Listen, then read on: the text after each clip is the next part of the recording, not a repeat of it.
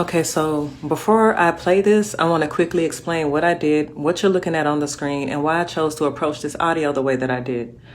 As a professional audio engineer with experience in dialogue editing, dialogue cleanup, sound design, and post-production, I decided to work on that C-toe call using traditional audio processing techniques rather than relying on any AI voice separation or AI enhancement.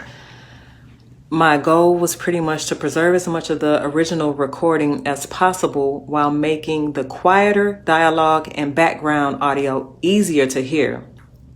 So I basically used techniques such as subtractive EQ, compression, gain adjustments, noise reduction, frequency isolation, and other traditional processing methods.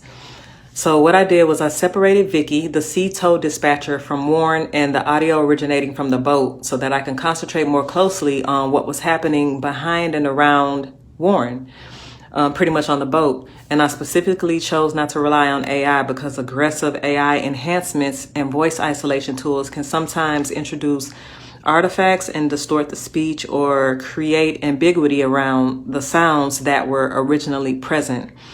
And for something this serious, I wanted my processing to remain as conservative as possible.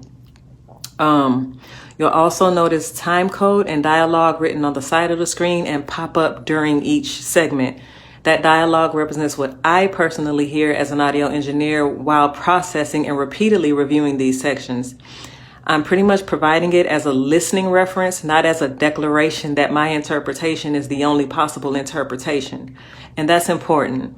I want you to listen for yourself, use headphones if you have them, listen closely, and decide with your own ears what you believe is being said.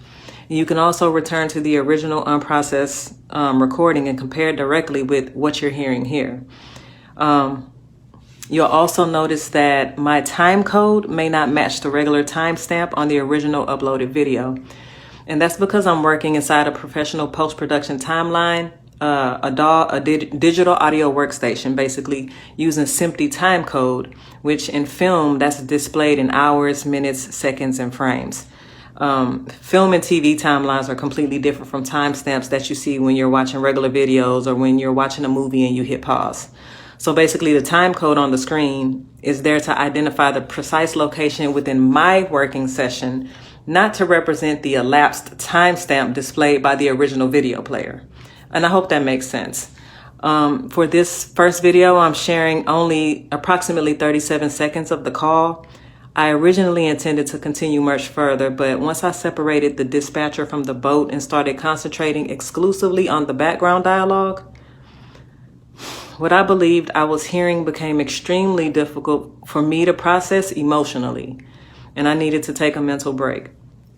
But I wanted to release this portion because some of the details that stood out most to me occur very early in the call, like right at the top of the call.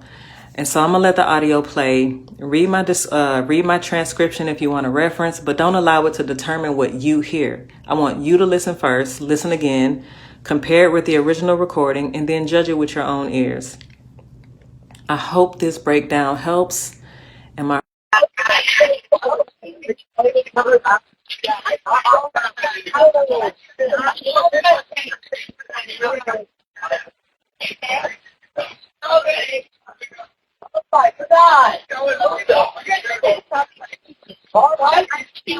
Hey, we're at the west tip of Horn, and our bilge pump stopped working. We're sinking. Can y'all please come? We have a membership.